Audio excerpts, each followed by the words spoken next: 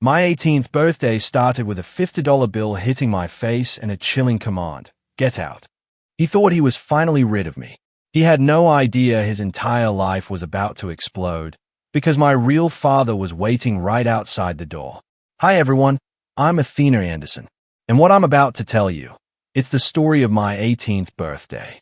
A day that started with a man I called Dad throwing money at my face and telling me I was a mistake. He'd waited 18 long years for that moment. 18 years of chilling silence, of missed recitals, of whispered insults just out of earshot. He truly believed that a $50 bill and a slammed door would be the end of my story. But he couldn't have been more wrong.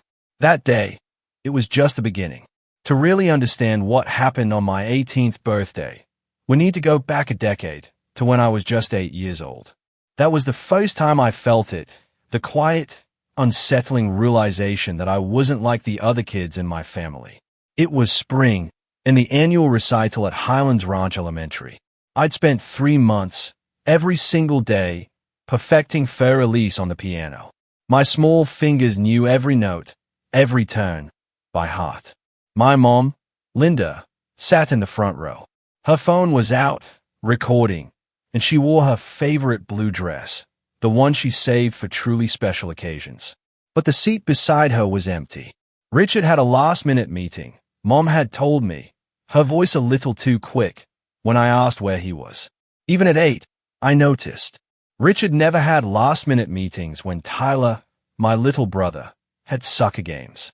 Tyler was 4 then, and Richard attended every single match, even the ones where Tyler mostly just picked dandelions on the field instead of playing. After the recital, I found Mom in the hallway. Her eyes were red, but she gave me the warmest smile. "You were wonderful, sweetheart. Why doesn't Daddy ever come to my things?" I asked, the words a quiet ache in my chest. She didn't answer. She just hugged me, tighter than usual, as if trying to squeeze the question out of my small body. That night, sleep wouldn't come. I crept downstairs for water and heard voices from the kitchen, Richard and Mom. They didn't know I was listening. "I told you I can't pretend forever." Richard's voice was low, laced with venom. "Every time I look at her, I see the mistake you made." Mom's voice was pleading. "She's a child, Richard. She's innocent in all of this." But Richard was relentless. "She's not my child. She never was. And the day she turns 18, she's out of this house." I didn't understand mistake back then. I didn't know why Richard looked at me so differently than he looked at Tyler. But one thing was clear. Whatever was wrong with me made my mother cry. I went back to bed, my throat dry, my heart aching. I started counting. Not days until I could leave, but days until I could understand why I was never, ever enough. The difference between Tyler and me wasn't just emotional. It was a gaping financial chasm. And by the time I was 16, I had the receipts to prove it. It was September of my junior year. SAT registration was due. I needed $200 to $150 for the test, $50 for prep books. I walked into Richard's home office. He sat hunched over spreadsheets for Mosa Holloway Properties, the commercial real estate firm where he was vice president of business development. "I need money for the SAT," I said. No preamble. I'd learned years ago that Richard preferred efficiency over pleasantries. He didn't even look up. "Get a job. The registration deadline is in 2 weeks," I pressed. "I don't have time to," he cut me off. "Tyler needs new soccer cleats. The good ones cost $350. I can't be throwing money at everyone. $350 for soccer cleats for a 14-year-old who'd outgrow them in 6 months. But $200 for my college entrance exam was throwing money." The irony burned. I got a job at a coffee shop called Brewed Awakening, 3 blocks from school. Minimum wage, 15 hours a week. It took me 3 months to save enough for the SAT and books, while also covering my own phone bill because Richard had removed me from the family plan when I turned 15. Tyler, meanwhile, got a new iPhone every September, the latest model. No questions asked. When my SAT scores came back, a 1480 out of 1,696 percentile, I left the report on the kitchen counter for everyone to see. No one mentioned it. Not Richard. Not Karen, his second wife. Not even Tyler, who probably wouldn't have understood what the numbers meant anyway. Mom would have been proud. She'd been gone 4 years by then, taken by breast cancer when I was 12. But I like to think she was watching, somehow. I didn't ask Richard for money again after that. If I had to build my future alone, then I would. But I also started keeping a meticulous record of every disparity, every slight, every dollar that went to Tyler instead of me. I didn't know it then, but that record, it would become very, very important later. By the way, if you're still with me and this story has you hooked, please hit that subscribe button. You don't want to miss what happens next. My mother died on a Tuesday in November. She was 41. I was 12. The cancer had been aggressive, a brutal 14 months from diagnosis to the end. I spent most of that year beside her hospital bed, reading aloud from her favorite books while the machines beeped their steady, mournful rhythm. 3 days before she passed, Mom asked the nurses for privacy. She was weak, her voice barely a whisper, but her grip on my hand was surprisingly strong. "There's a letter," she rasped. "In my jewelry box, the one with the roses on the lid." I knew the box. It sat on her dresser, filled with pieces she never wore anymore, a pearl necklace from her mother, a silver bracelet from her college graduation.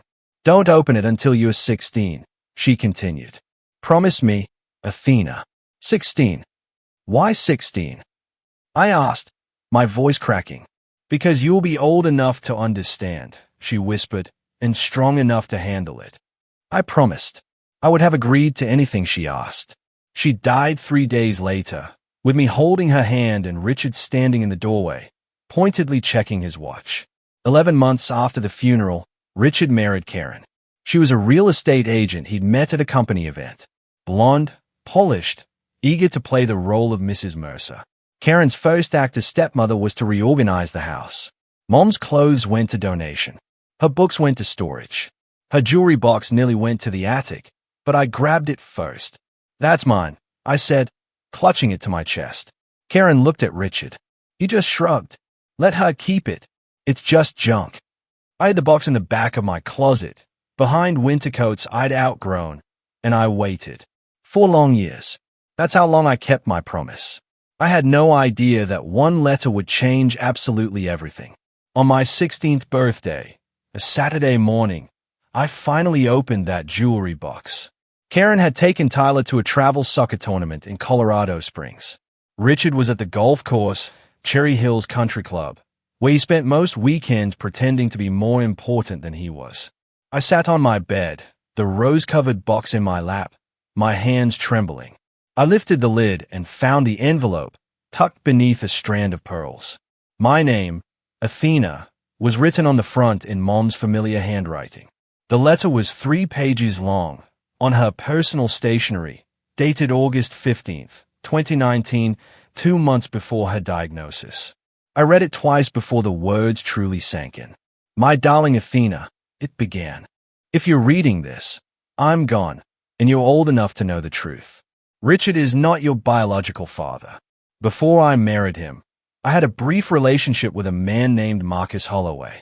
It ended when he got engaged to someone else. I didn't know I was pregnant until after he was gone. Richard was pursuing me at the time, and I made a decision I've regretted ever since. I married him and let him believe you were his. He found out when you were 3. He discovered a DNA test I'd hidden. He's known the truth for 15 years, Athena. He chose to stay silent because he didn't want the embarrassment of admitting his wife had been with another man. I'm sorry I never told you. I was afraid of losing you, but you deserve to know who you are. Marcus never knew about you. That wasn't fair to him either.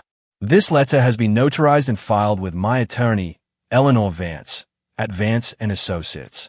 She has instructions to help you if you ever need it. You are not a mistake, Athena. You are the best thing I ever did, and your real father deserves to know you exist. All my love forever, Mom. I sat there for an hour, rereading the letter, the words blurring through my tears. Everything finally made sense, and yet, nothing would ever be the same. That night, I typed Marcus Holloway Denver into Google. The results were overwhelming. Marcus Holloway, CEO and co-founder of Holloway Capital Partners, a private equity fund specializing in commercial real estate and renewable energy assets under management, $2.3 billion. I stared at the number, billion, with a B. There were photos, a tall man with silver hair and sharp blue eyes, the exact same shade as mine. He wore tailored suits in most pictures, standing at podiums, shaking hands with governors and mayors. But the detail that made my heart stop was buried in a Denver Business Journal article from March 2022. Holloway Capital continues to dominate Colorado's commercial real estate market, outbidding smaller competitors in at least 7 major deals over the past decade. The article named one of those smaller competitors, Mercer Holloway Properties. I almost laughed. The company Richard worked for had Holloway in its name because Marcus had been a co-founder 20 years ago. They'd split over a business dispute, and Marcus had gone on to build an empire, while Richard remained a vice president at the firm they'd started together. Richard hated Marcus Holloway. I'd heard him complain about that arrogant bastard at dinner parties, blaming Marcus for every deal that fell through, every contract lost to a higher bidder. And now I knew why Richard looked at me with such contempt. Every time he saw my face, he saw the man who had beaten him at everything, business success, and apparently, my mother's heart. The question now was simple. Did Marcus Holloway want to know I existed? I waited 6 months before reaching out. I needed to be strategic. In September of my senior year, I wrote a letter to Marcus Holloway. Not an email, a physical letter, sent to Holloway Capital Partners headquarters in downtown Denver. I included a copy of Mom's letter and a simple request, an independent DNA test to confirm the truth. 2 weeks passed, then 3. I checked the mailbox every day, my stomach churning with a mixture of hope and dread. On day 18, a response arrived. Not from Marcus directly, but from his attorney. The letter was brief and professional. Mr. Holloway was willing to undergo DNA testing at Gann Trust Labs, a certified facility. An appointment had been scheduled for October 15th. The test took 5 minutes, a cheek swab, some paperwork, a promise that results would arrive within 2 weeks. On November 8th, I received the report. Case number GT 2023-1108A. Probability of paternity, 99.97%. 3 days later, my phone rang. An unknown number with a Denver area code. Athena. The voice was deep, measured. This is Marcus Holloway. I just received the results. I couldn't speak. My throat had closed completely. I didn't know about you, he continued, his voice softening. Your mother never told me. But now that I know, I'm not going anywhere. I promise you that. I believed him. March 15th arrived, cold and gray, the sky heavy with clouds that couldn't decide whether to rain or snow. I woke at 6:47 a.m., 13 minutes before my alarm. For a moment, I lay still, staring at the ceiling of the room I'd slept in for 18 years. The walls were bare now. I'd taken down the posters and photos weeks ago, packing them into boxes that sat in the corner, ready to go. Today was the day. I could feel it in my bones. I showered, dressed in jeans and a navy sweater, and went downstairs. The kitchen smelled like coffee and toast. Karen stood at the counter, scrolling through her phone. Tyler sat at the table, shoveling cereal into his mouth while watching something on his iPad. Neither of them looked up when I entered. No happy birthday. No card. No cake. I hadn't expected any of those things, but the absence still stung. Richard sat at the head of the table, reading the Denver Post. He didn't acknowledge me either, but I noticed his jaw was tight, his shoulders rigid. He'd been waiting for this day for years. I poured myself a glass of orange juice and glanced out the window. There it was. A black Mercedes S-Class, parked at the corner of our street, just visible through the bare branches of the oak tree in our front yard. Marcus was already here, waiting. The envelope in my jacket pocket felt heavier than paper should. Inside were the DNA results, a copy of Mom's letter, and a photograph of Marcus and me, taken 2 months ago at a coffee shop downtown. The first time we'd met in person. I took a slow breath. Whatever happened next, I was ready. Richard folded his newspaper and looked at me for the first time that morning. We need to talk, he said. He reached into his wallet and pulled out a $50 bill. He didn't hand it to me. He threw it. The bill landed on the table in front of me, next to my untouched orange juice. You're 18 now, he said. I'm done. I stayed at the $50. Ulysses S. Grant's face looked back at me, indifferent. Excuse me. You heard me. Richard's voice was flat, rehearsed. He'd been practicing this speech. I fulfilled my legal obligation. You're an adult. Get out. Karen set down her phone. Richard, maybe we should. He didn't even look at her. His eyes were locked on mine, filled with 18 years of festering resentment. I've known since you were 3 years old. You're not my daughter. You never were. I only kept you around because your mother begged me and because I didn't want people asking questions. Tyler finally looked up from his iPad, his mouth hanging open, cereal forgotten. But Linda's gone now, Richard continued, and I'm not paying for another man's mistake anymore. Another man's mistake. The exact same words I'd overheard when I was 8. I picked up the $50 bill slowly, deliberately. I didn't want Richard to see my hand shake. You think this is an insult? My voice was calm, almost unnervingly so. It's more than you deserve. I almost smiled. Almost. I know, I said. I've known for 2 years. Richard's expression flickered. Confusion. Then suspicion. I reached into my jacket pocket and pulled out the envelope. I set it on the table directly in front of him. Open it. He hesitated, then tore the envelope open. I watched his face as he read the DNA results, as he recognized Mom's handwriting on the letter, as the color drained from his cheeks. And my real father, I said, is waiting outside. Richard's head snapped toward the window. The black Mercedes. The driver's door opening. A tall man with silver hair stepping onto the sidewalk. Marcus Holloway. Richard's face went gray. No, he whispered. No, no, no. I watched Richard watch Marcus. The man who had tormented me for 18 years, who had made me feel worthless, unwanted, invisible, was frozen in place. His hand gripped the DNA report so tightly that the paper crumpled at the edges. Marcus walked up our driveway with the unhurried confidence of someone who had nothing to prove. He wore a charcoal overcoat and leather gloves, his silver hair perfectly styled despite the March wind. That's impossible, Richard breathed. You and him. Linda. He couldn't finish the sentence. Before you, I said softly, before she ever knew you existed. Karen had gone pale. She looked between Richard and the window, trying to piece together what was happening. Tyler had abandoned his iPad entirely, his teenage apathy replaced by wide-eyed shock. You planned this, Richard's voice cracked. You've been planning this for 2 years. I confirmed. Ever since I found Mom's letter. Ever since I learned that you knew the truth and punished me for it anyway. The doorbell rang. Nobody moved. It rang again. I'll get it, I said. I walked to the front door, my heart pounding, but my steps steady. I could feel Richard's eyes burning into my back.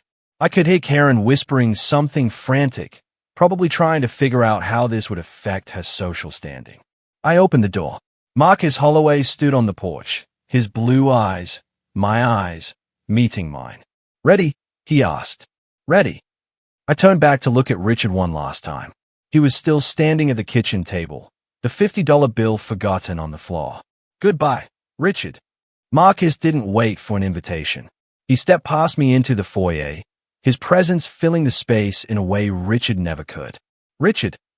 Marcus's voice was calm, almost pleasant. It's been a while. Richard found his footing. Get out of my house. I'm here to collect my daughter, the one you just threw out with a $50 bill. Marcus glanced at the crumpled money on the floor. Generous of you. She's not you. Richard stopped himself. The DNA results were still in his hand. The evidence undeniable. 99.97%, Marcus said. Gann Trust Labs doesn't make mistakes. Neither did Linda, apparently, when she chose not to tell me. Karen finally spoke. Richard, who is this man? Marcus Holloway. Richard spat the name like poison. My former business partner. The one who's been sabotaging my deals for years. Sabotaging. Marcus raised an eyebrow. I believe the word you're looking for is outperforming. There's a difference. I stood by the door, watching the confrontation unfold. Part of me wanted to intervene, but a larger part understood that this moment wasn't about me. It was about Richard facing the consequences of his cruelty. You think you've won something? Richard stepped closer to Marcus, his fists clenched. Taking her doesn't change anything. She's still Linda's mistake. She's still careful. Marcus's voice dropped, losing its pleasant veneer. That's my daughter you're talking about. And I've spent the last 6 months learning exactly how you've treated her. The words hung in the air. I know about the SAT money you refused, Marcus continued. The phone plan you cut. The trust fund you've been draining. All of it. Richard's face went from gray to white. How? It doesn't matter how. What matters is that everything you've done to Athena will have consequences, starting today.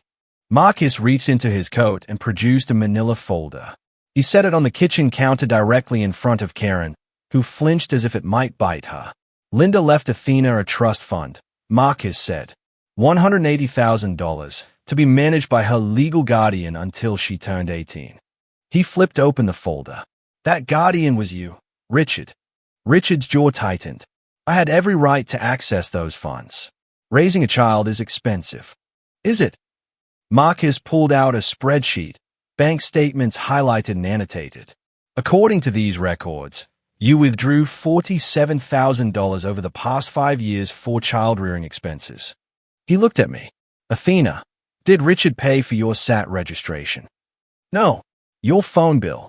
No. School supplies? Clothes? Extracurriculars? I paid for everything myself, with money I earned working at a coffee shop. Marcus turned back to Richard. So where did $47,000 go? Silence. Karen's eyes darted to the spreadsheet. I saw her expression shift. Not guilt, exactly, but recognition. She knew where that money had gone. Tyler's soccer camps. Tyler's private coaching. Tyler's endless parade of new electronics. That's embezzlement, Marcus said quietly. Under Colorado law, a trustee who misappropriates funds can be held personally liable, plus interest, plus legal fees. You can't prove I already have. Marcus tapped the folder. My attorney, Eleanor Vance, has been reviewing these records for months. The same Eleanor Vance your wife, Linda, hired to protect Athena's interests before she died. Richard looked like he might be sick. We'll discuss this more, Marcus said, after the gala. One more thing. Marcus pulled a second document from the folder, a printed email, complete with headers and timestamps. Richard's face went from white to green. September 12, 2018, Marcus read aloud. From Richard Mercer, mercerholloway.com to your personal attorney. Subject, inheritance issue. Confidential. He held up the paper so everyone could see. I need to know my options for minimizing inheritance obligations to a child who is not biologically mine. Specifically, can I exclude her from my will without disclosing the reason? And what happens to her mother's trust fund if the child is removed from the household before age 18? Karen gasped. Even Tyler looked disturbed. Where did you get that? Richard's voice was barely a whisper. Your company's IT department isn't as loyal as you think, Marcus said, especially when they are offered better opportunities elsewhere. I hadn't known about this email. Marcus had mentioned he was gathering evidence, but I didn't realize how deep he'd dug. You've been planning to cut me out since I was 12, I said, the words steady, factual, before Mom even died. Richard couldn't meet my eyes. The gala is in 1 week, Marcus said, tucking the documents back into the folder. I suggest you spend that time consulting with your lawyer, because after Saturday night, everyone in Denver's business community will know exactly what kind of man you are. He extended his hand to me. Athena, let's go. I took one last look at the kitchen, at Karen's frozen expression, Tyler's confusion, Richard's crumbling composure. Then I walked out the door with my father, my real father. The story's just getting started, everyone. Richard threw me out, thinking he'd won, but he had no idea who my real father was. And the best part? It's still coming. In 1 week, everyone Richard spent his whole life trying to impress will learn the truth about him. If you want to see what happens at that gala, hit like and subscribe right now. Trust me, you don't want to miss this. I should have known Richard wouldn't go quietly. The week after my birthday, I moved into a guest apartment in Marcus's building downtown, a sleek high-rise with floor-to-ceiling windows overlooking the city. It was temporary, just until I started college in the fall, but it felt like a different planet compared to the house in Highlands Ranch. For the first few days, I let myself breathe. I unpacked my boxes. I explored the neighborhood. I had dinner with Marcus twice. Awkward, but genuine conversations where we tried to fill 18 years of silence. Then the attacks began. On Tuesday, March 18th, I received a call from my high school principal. Richard had contacted her, claiming I was emotionally unstable and fabricating stories about my family. He suggested I might need a psychological evaluation before graduation. The principal, thankfully, knew me well enough to be skeptical, but the call shook me. On Thursday, an email arrived from the University of Colorado Boulder's admissions office. Subject line: clarification needed. Dear Miss Anderson, we have received information suggesting inconsistencies in your financial aid application. Specifically, concerns have been raised about your family situation and guardianship status. Please contact our office to schedule a meeting before your enrollment can be finalized. Deadline: April 1st. I stayed at the email for 10 minutes before calling Marcus. He's trying to destroy my future, I said, my voice tight. He can't hurt me directly anymore, so he's going after everything I've built. Marcus was quiet for a moment.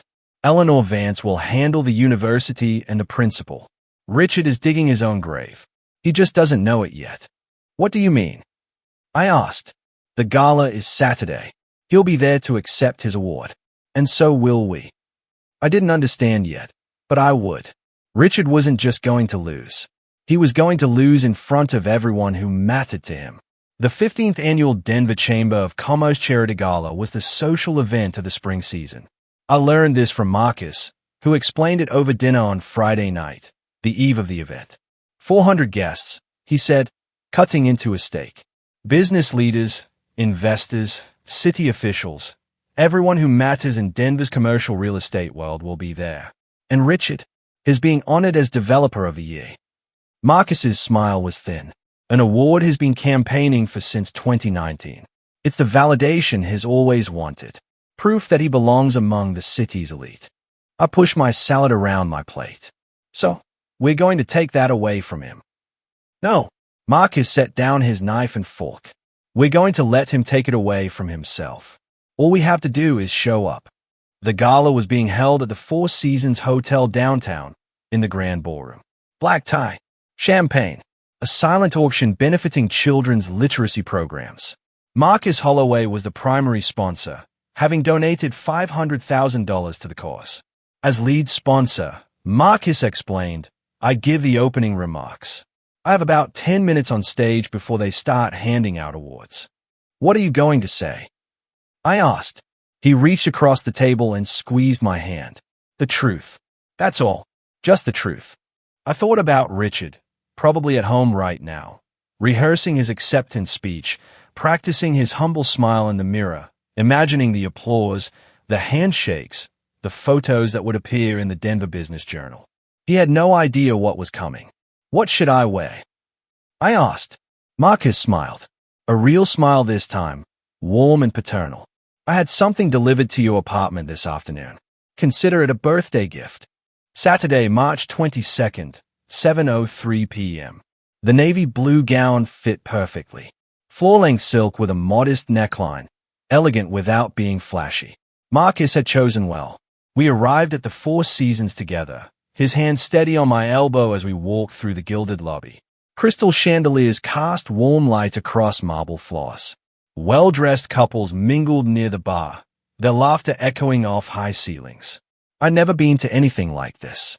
My world had been coffee shops and high school hallways, not ballrooms and champagne flutes. But I kept my chin up and my shoulders back, channeling every ounce of composure I developed over 18 years of surviving Richard's household. We entered the ballroom at 7:04 p.m. I know the exact time because I checked my phone, wanting to remember every detail. The room was stunning, round tables draped in white linen, centerpieces of white roses and eucalyptus, a stage at the far end with a podium and a massive screen displaying the Chamber of Commerce logo. And there, near the bar, stood Richard. He wore a tuxedo that probably cost more than my entire wardrobe. Karen was beside him in a red dress, laughing at something one of the investors said. Richard held a champagne flute, gesturing expansively as he told some story about a recent deal. Then he saw me. The champagne flute froze halfway to his lips. His eyes moved from my face to Marcus, then back to me. I watched the color drain from his cheeks in real time. He excused himself from his group and strode toward us, his expression murderous. "What the hell are you doing here?" "I was invited," I said calmly. "My father is the lead sponsor." Several heads turned at the word father. Phones appeared in hands. Someone whispered. Richard's jaw clenched so tight I thought his teeth might crack. Richard had never been good at controlling his temper, especially after a few drinks. "Richard." Karen appeared at his elbow, her face tight with alarm.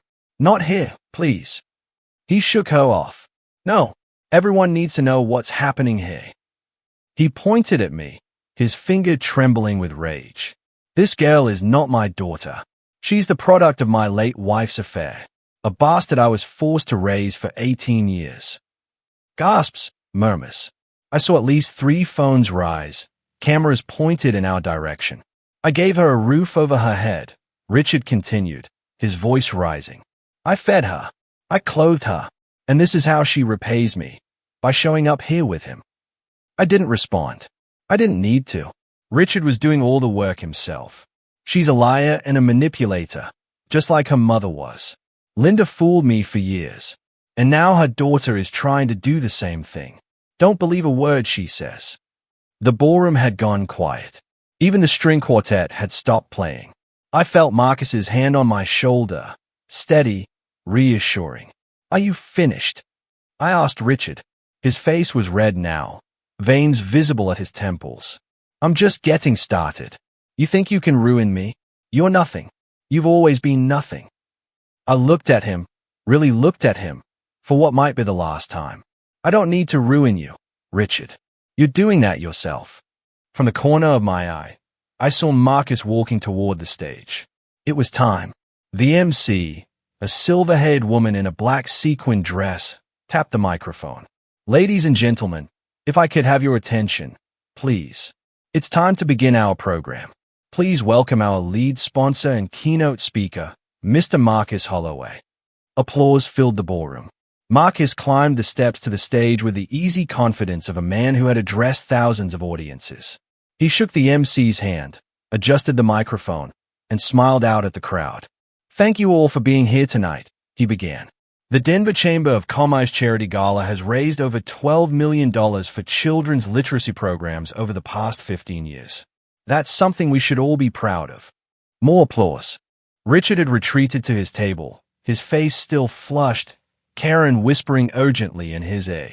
"Tonight, I want to talk about something personal," Marcus continued, "about family, about the choices we make, and the consequences that follow." A ripple of curiosity passed through the crowd. This wasn't the typical sponsor speech. 20 years ago, I made a choice that I've regretted ever since. I walked away from someone I cared about because I thought I had better options. I didn't know then that she was carrying my child. The whispers intensified. I saw heads turning, searching for context. 6 months ago, I received a letter from a remarkable young woman. She had spent 2 years researching her own history, gathering evidence, building a case. She did this not for revenge, but for truth, for the right to know where she came from. Marcus looked directly at me. "That young woman is here tonight, and I'd like to introduce her to you, not as a secret, not as a scandal, but as my daughter." He extended his hand toward me. "Athena, would you join me on stage?" The walk to the stage felt like it took an hour. 400 faces watched me cross the ballroom floor. 400 pairs of eyes tracked my every step. I heard whispers. "Holloway's daughter. Who is she? Did he say 18 years? I climbed the stairs and took Marcus's hand. He pulled me gently to his side, facing the crowd. "This is Athena Anderson," he said into the microphone. I hope she'll allow me to call her someday. "Athena Holloway, my daughter." The applause started slowly, then built. Not everyone clapped. Some were too stunned, others too busy processing, but enough did that the sound filled the room. Athena spent 18 years in a household that didn't want her, Marcus continued. She was told she was a mistake. She was denied basic support while her stepbrother received everything. She paid for her own SAT registration by working at a coffee shop because the man who was supposed to be her guardian refused to give her $200. I saw Richard's table. His face was ashen. Karen had her hand over her mouth. The other guests at their table were leaning away, as if Richard's disgrace might be contagious. Despite all of that, Marcus said, Athena graduated with a 3.9 GPA. She scored in the 96th percentile on her SATs. She earned a partial scholarship to the University of Colorado Boulder. She did all of this alone, without help, without support, without anyone telling her she was worthy. He turned to me, his eyes glistening. I missed 18 years of your life, Athena. I can't get those back, but I can promise you this. From today forward, you will never be alone again. I couldn't speak. My throat was too tight, so I just nodded and squeezed his hand. The applause was deafening. Marcus gestured toward the side of the stage where a woman in a tailored gray suit stood waiting. For those who might question the validity of what I've shared, allow me to introduce Eleanor Vance, senior partner at Vance & Associates. Miss Vance has been the custodian of the documentation that proves Athena's parentage. Eleanor stepped forward, her presence commanding immediate respect. She was in her late 40s, with sharp features and the composed demeanor of someone who had spent decades in courtrooms. Good evening, she said into the microphone. I have in my possession the following documents. First, a notarized letter written by Linda Anderson Mercer on August 15, 2019, attesting to Marcus Holloway's biological paternity of her daughter, Athena. Second, DNA test results from GAN Trust Labs, dated November 8, 2023, confirming a 99.97% probability of paternal match between Mr. Holloway and Miss Anderson. She held up a folder, the same folder Marcus had shown Richard a week ago. These documents have been authenticated and are available for legal review. There is no ambiguity here. Athena Anderson is Marcus Holloway's biological daughter. The room buzzed with reaction. I saw a reporter from the Denver Business Journal scribbling furiously in a notebook. Phones were out everywhere, recording, texting, posting. Richard's table had become an island of silence. The other guests had physically shifted their chairs away from him. No one wanted to be associated with what was unfolding. One more thing, Eleanor added. I am also in possession of financial records indicating that Richard Mercer, as trustee of Athena's inheritance from her late mother, withdrew $47,000 from her trust fund over a 5-year period. Legal proceedings to recover those funds will begin Monday morning. Richard stood abruptly, knocking over his champagne glass. He didn't say a word. He just walked out. He didn't get far. Richard made it about 10 steps toward the exit before someone called out, "Running away, Mercer." He stopped, turned. His face was a mask of barely controlled fury. "This is a setup," he shouted, his voice cracking. "Marcus has been trying to destroy me for 20 years. He's using that girl to finish the job."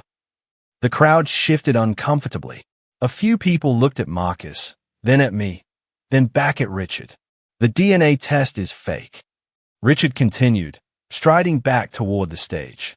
"The documents are forged. This is all a lie designed to humiliate me." Marcus didn't flinch. GAN Trust Labs is one of the most respected facilities in the country. Their results are being used in thousands of legal proceedings. Are you suggesting they are part of my conspiracy?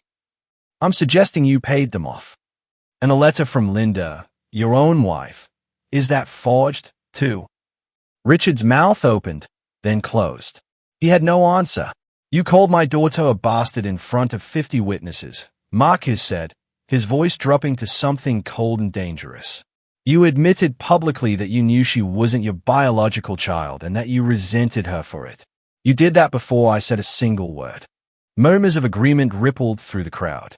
"Everything that's happening to you tonight, Richard, you brought on yourself."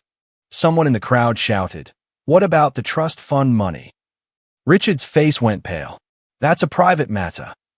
$47,000, another voice called out.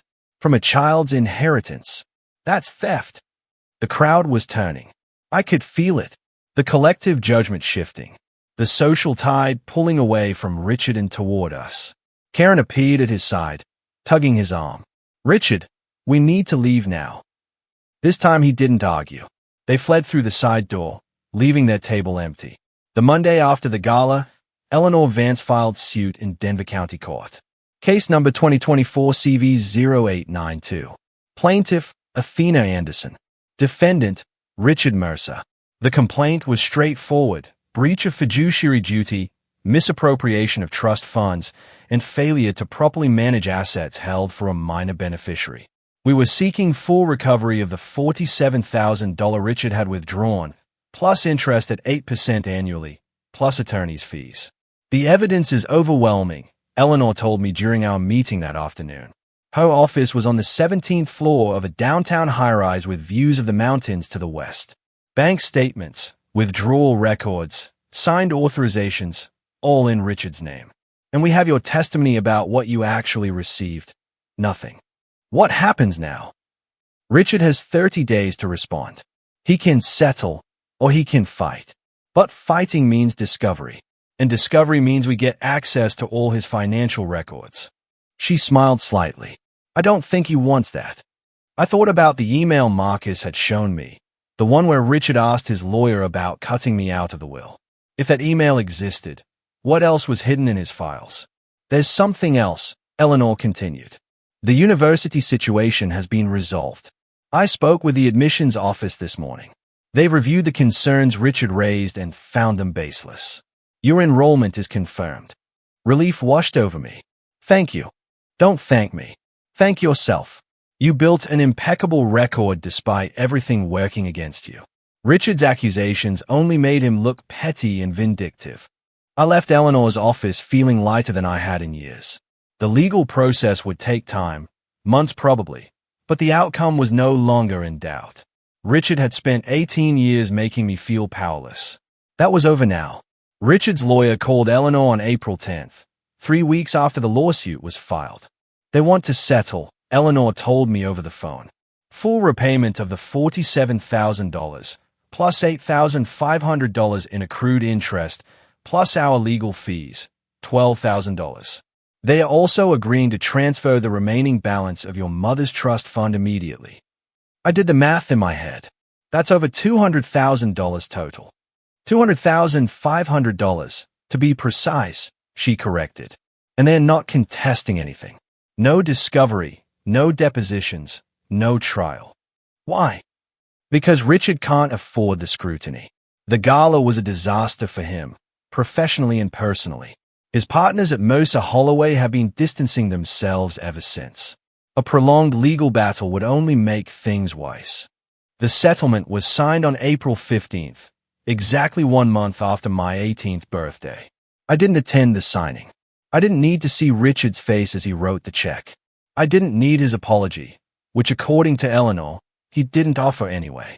What I needed was closure, and that's what I got. The money was deposited into my account 3 days later. I stayed at the balance on my phone screen for a long time. $200,500. It wasn't about the money, really. It was about being seen, being acknowledged, being told finally that what happened to me was wrong. Richard had spent 18 years treating me like I was worthless. Now he had paid, literally, for that mistake.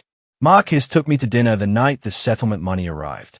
A quiet Italian restaurant in Lodoo, the kind of place with white tablecloths and candles flickering in wine bottles. "I want to pay for your college," he said after we'd ordered. "All of it. Tuition, housing, books, everything." I set down my water glass. "I appreciate that, but no." He looked surprised. "Why not?" "Because I've spent 18 years proving I don't need anyone. I'm not going to start depending on someone now, even you. Athena, I'm your father. It's not dependence. It's family." "I know." I reached across the table and touched his hand. "And I'm grateful you're in my life, but I need to do this myself. The trust fund money, my scholarship, that's enough. More than enough." Marcus was quiet for a moment. I could see him wrestling with it. The instinct to provide battling against the recognition that I needed autonomy. "Your mother raised you well," he finally said. "She did." "Okay. He squeezed my hand. But if you ever need anything at all, I'm here. No strings attached. I know. We finished dinner talking about other things. His business, my plans for college, the apartment I was looking at near campus. Normal father-to-daughter conversation, or at least what I imagine normal father-to-daughter conversation might sound like. I didn't need Marcus's money to prove I was worthy. I had already proven that. Every single day for 18 years. I know a lot of you watching have been through something similar. Being overlooked, undervalued, made to feel like it didn't matter by the people who were supposed to love you. If this story resonates with you, drop a comment below and share this video. Sometimes knowing you're not alone is the most important thing. The fallout for Richard was swift and brutal. It started the night of the gala when the Chamber of Commerce quietly withdrew his Developer of the Year nomination. No announcement, no explanation, just a brief email to attendees the next morning stating that due to unforeseen circumstances, the award will not be presented this year. But that was just the beginning. On April 10th, the same day Richard's lawyer called to negotiate the settlement, Sterling Investment Group pulled out of a joint development project that had been in the works for 18 months. The deal was worth $12 million. According to the email Richard received, which somehow found its way to the Denver Business Journal, Sterling's CEO wrote, "We cannot associate our brand with individuals whose personal conduct raises questions about ethical judgment." The article ran on April 5th under the headline, "Family Scandal Casts Shadow Over Former Mosa Holloway Executive." Former, because by then Richard was already gone. The board of directors at Mosa Holloway Properties held an emergency meeting on May 1st. I wasn't there, obviously, but Marcus had sources inside the company. The vote was unanimous.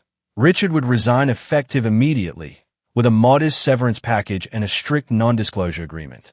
The official press release cited personal reasons and a desire to spend more time with family. No one believed it.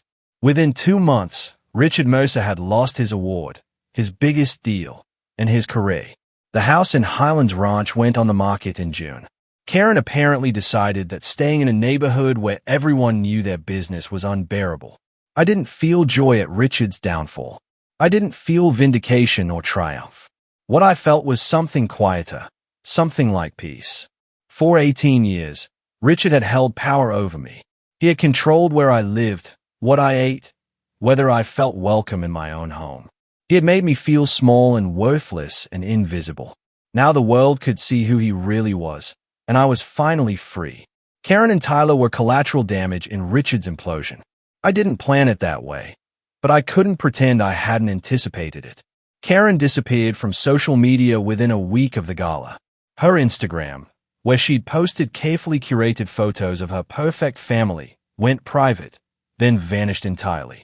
I heard through mutual acquaintances that she'd stopped attending her book club, her tennis lessons, her charity committee meetings.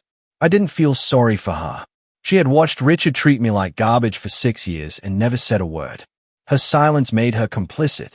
Tyler was different. He was 14, old enough to understand what had happened, young enough that I couldn't hold him fully responsible. He'd grown up believing the narrative Richard fed him, that I was the outsider, the problem, the reason their family wasn't perfect. 3 months after the gala, I received a text message from an unknown number. "Athena, it's Tyler. I got your number from Mom's phone. I know you probably don't want to hear from me, but I wanted to say I'm sorry. I didn't know how bad things were for you. I should have paid attention. I should have said something." I stayed at the message for a long time. Part of me wanted to respond immediately, to tell him it was okay, to rebuild some kind of relationship. But another part, the part that had spent 18 years being invisible, needed more time. I typed back, "Thank you for reaching out. I'm not ready to talk yet, but I appreciate you saying this." He replied, "I understand. Whenever you're ready, if you're ever ready."